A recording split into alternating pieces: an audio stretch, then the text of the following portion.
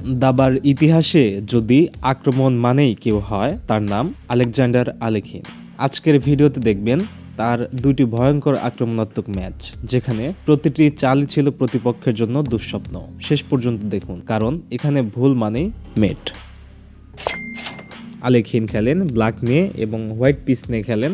কি একটা নাম সেটা উচ্চারণ করতে পারবো না, দাঁত ভেঙে যাবে। তো হোয়াইট পিস খেলে E4, কিংস পন opening. আলেখিন replied E5, night F3, পনের উপরে আক্রমণ, D6, ডিফেন্সিং পন, বিশপ C4, ইটালিয়ান গেম। তো এই মুহূর্তে আলেখিন নাইট C6 খেলে, হোয়াইট খেলে C3, বিশপ G4, নাইটকে করা হয় পিন।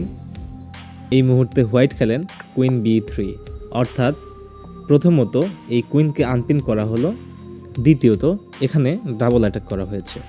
যেহেতু আলেখিনের এই পনের ওপরে আক্রমণ চলছে, তো সেজন্য আলেখিন কুইন D7 পনকে ডিফেন্ডিং করে। এরপর হোয়াইট পিস তার নাইটকে নিয়ে এসে পনের ওপর আরও জোরালো আক্রমণ শুরু করে। তো এই মুহূর্তে আলেখিন নাইট H6 নিয়ে এসে ডিফেন্ড করে। হিসেব করলে দেখা যায় হোয়াইট পিসের 3টা এবং ব্ল্যাক পিসের 3টা রয়েছে এটার জন্য। তো এই মুহূর্তে হোয়াইট পিস খেলে bishop takes F7 check, knight takes F7, knight takes F7 again, Alekhine queen takes F7।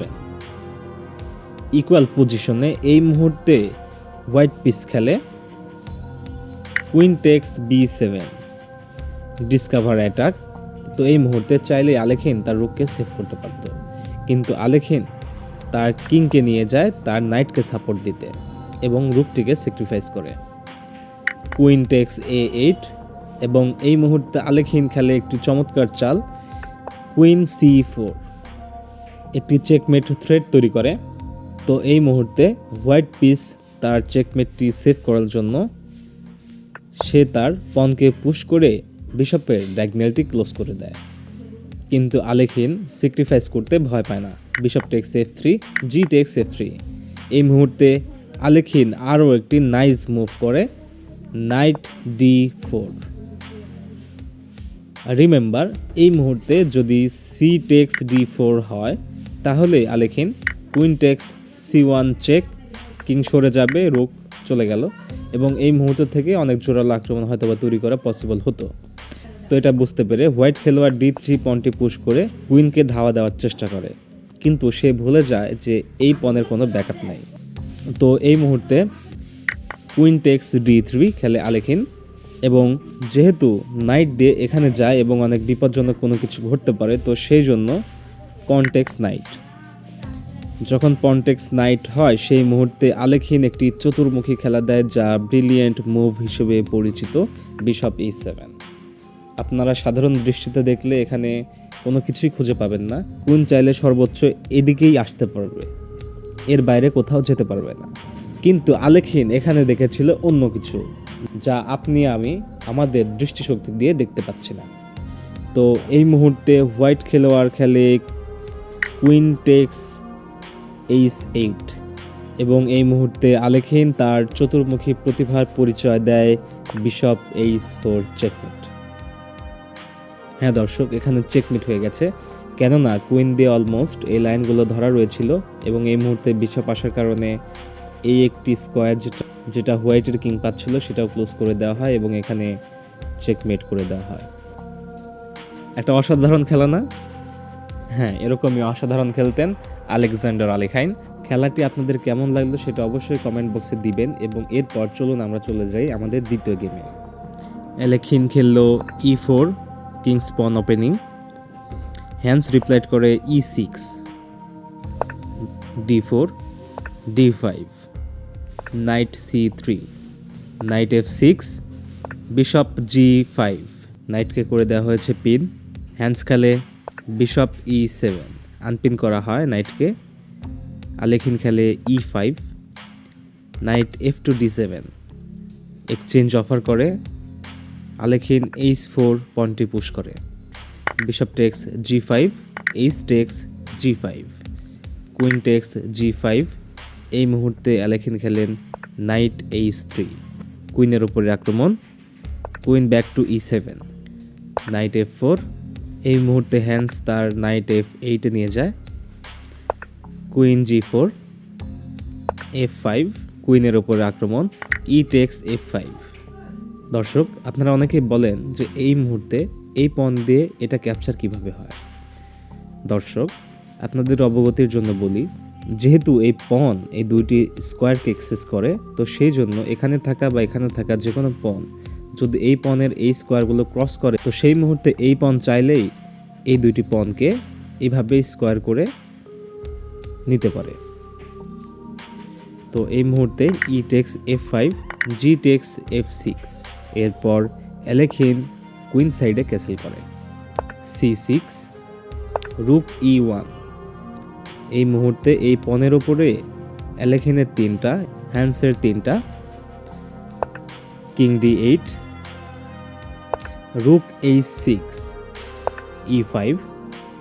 যেহেতু এই মুহূর্তে হ্যান্সের ডিফেন্সটা অনেক আক্রমণাত্মকভাবে পড়ে আছে, তো সেই জন্য হ্যান্স খেলেন তার পণ দিয়ে পুশ করে এখানে নাইটের উপরে আক্রমণ করা হয়েছে এবং বিশপ দিয়ে আলেখিনের কুইনের উপরে অ্যাটাক করা হয়েছে।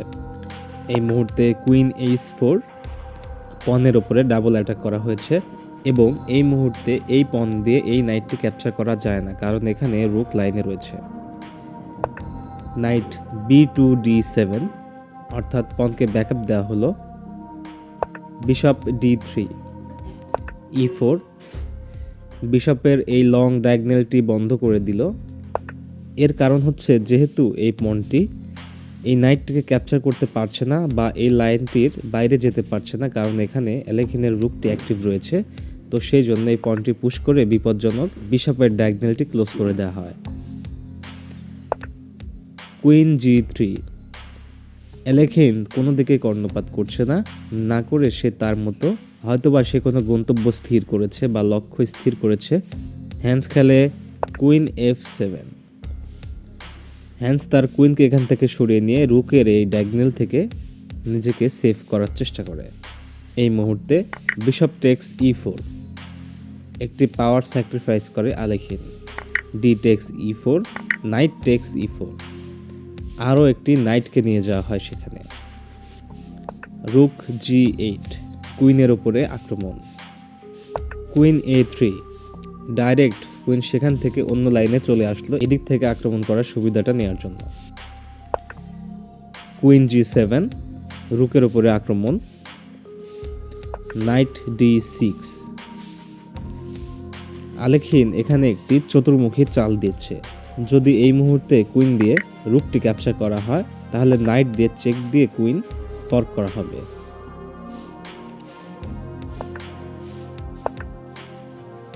তো এটা হ্যান্স বুঝতে পেরে সে তার নাইট ডেভেলপ করে B6। এই মুহূর্তে নাইট E8, একটি চতুর্মুখী চাল দিল আলেখিন। এই মুহূর্তে আপনারা দেখতে পাচ্ছেন নাইট দিয়ে কুইনকে ধরা রয়েছে এবং এই নাইটের প্রোটেক্ট হিসেবে এই লাইনের রুক রয়েছে পাশাপাশি। পরবর্তীতে এই কুইন এখানে গিয়ে চেকমেট হয়ে যাবে, তাছাড়া আরও একটি নাইট তো রয়েছেই। তো প্রতিপক্ষ খেলে queen F7, queen D6 check. এই মুহূর্তে হ্যান্স কুইন D7 নিয়ে আসে এবং আলেখিন কুইন টেক্স F6 চেক, এবং এই মুহূর্তেই হ্যান্স ম্যাচটি রিজাইন করে। কেননা যদি রিজাইন না করতো তাহলে পরের বার কি হতো চলুন ছোট্ট করে দেখে আসি। যেহেতু চেক পড়েছে এবং এই চেকটি প্রতিরোধ করার মতো একটি মাত্র অপশন রয়েছে, কুইন E7, এবং আপনাদেরকে আগেই অবগত করা আছে এই ফাইলে রুকটি অ্যাক্টিভ রয়েছে, তো সেই জন্য রুকের সাপোর্ট নিয়ে কুইন চলে যাবে এখানে এবং চেকমেট। তো আজকের ভিডিওটি আপনাদের কেমন লাগলো সেটা অবশ্যই কমেন্ট বক্সে জানিয়ে দিবেন, এবং পরবর্তীতে কার খেলা দেখতে চান সেটাও কমেন্ট বক্সে দিয়ে দিবেন। যারা এখনও আমাদের চ্যানেলটি সাবস্ক্রাইব করেননি তারা এখনই সাবস্ক্রাইব করে বেল বাটনটি প্রেস করে দিবেন। সাথে থাকার জন্য অনেক ধন্যবাদ।